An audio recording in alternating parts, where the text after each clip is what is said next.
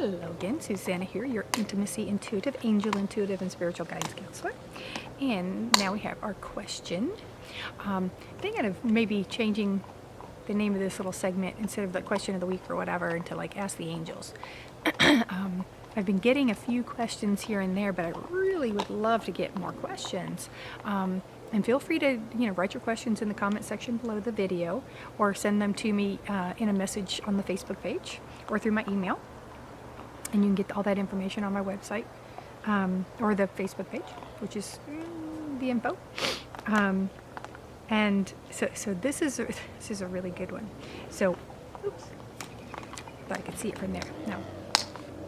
And it is, how do we trust our intuition? What is the difference between our inner voice, our higher self, or speaking to the angels or guides? And that's really good. And it varies, actually. It's about who are you intending to communicate with, when you're asking your questions. If you're asking intuitive questions just randomly, it's your higher self or your inner voice or whatever, but it really is kind of the same, but it's also very different. So, and then people, I chuckle because I've been kind of dealing with this one for years, trying to explain it to people when they're saying, well, who are you talking to? And do they talk back? And are you crazy? It's like, well, still out on that one. But but seriously, there is a big difference in those that have some mental issues versus those that are just being intuitive. By definition, not to say that those that have health issues are not communicating with others. It's how they go about explaining and their emotional responses a little bit different. So the difference in your inner voice, your higher self, again, that's still source energy that you're communicating with.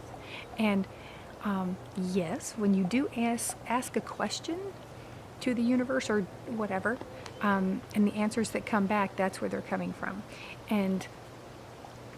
But if you're asking your angels, if you're communicating with your angels and you're speaking directly to them, the response you get will be from them. Also, sometimes a combination of the angels and your guides that work together. But again, all that information still comes from source energy. It all comes from the one original source, whatever you want to call it, source energy, God. Excuse me. And so when we put that out there, when we ask a question, either in our head or out loud, when no one else is around, basically, if we're not obviously directing it to another person specifically, when we're asking these questions,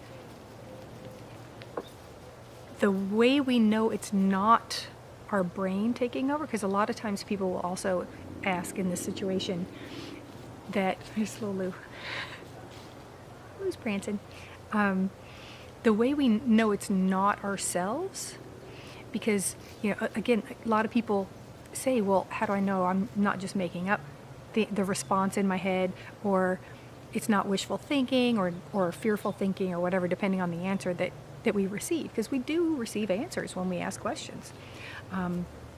The way we know it's not coming from our brain is that it comes through, the answer comes through either before we finish asking the question or while we are asking the question. So it overlaps. The brain doesn't necessarily function that way normally. The human or the spiritual mind is another story, but the human brain, it's one thought at a time, kind of, so to speak. And when we talk to our angels, we're going to get those responses coming from source information, but you'll hear them in a different voice. That's another way it's not coming from your brain, is when it comes through in a different voice. And a lot of times communicating with spirit, that's how you know as well. When you feel a presence around. We could go deep and deep and deep into this, but that's why I do the classes. Get all that information and that training there. So listening to our inner voice and in our spiritual guidance system that is out there. That's why it's there. Again, our higher self, our inner voice is kind of the same thing, and that's our direct connection to source. So that's that's pretty much how we know. And working with that and practicing that. And the thing, and that's a really good way to, hi baby, to trust. Here's my little girl. Say hi. Lucy's got to get on cameras. Got to get on the cameras. Always. She's the star of the show. And sorry for my sad shrubs in the back. It's that time of year. It's winter time. It's cold. So good way for you to practice learning the difference is, is to ask a question that you don't know about normally, or if you're thinking about a friend. So here's a good, easy example they're throwing in. So think about a specific person and, think about or ask the question, what are they doing right now? Or if you know kind of what they're doing, they're watching TV or something, it's like, oh, what show are they watching? Or if they're listening to music, what song are they listening to? What band are they listening to? And see what comes in. And then that's one that you can ask. Write down the time and the date. And then contact that person. Text them or message them or call them. And say, hey, what are you doing right now? That's a good way to practice. Little simple things. Because we all have this ability. We all have the connection. It's about using it, trusting it, and believing it, and knowing it. Okay? Believe what you're getting, and that's the same. It's kind of the same as trusting, but it's a little bit different.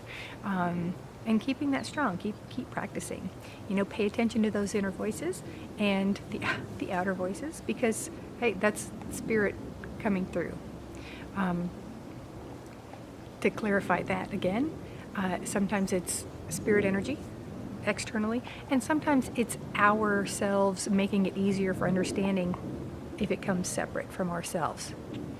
Because some of us don't want to believe that we are a part of the source and we're part of all this energy.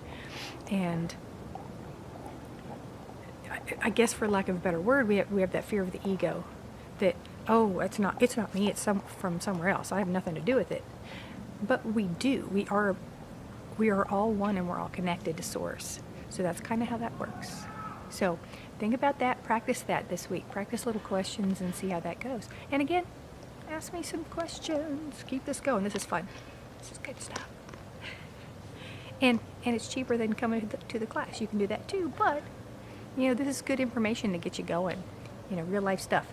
And if you have personal questions as well, message me and we'll work with that. Okay. Have a beautiful week.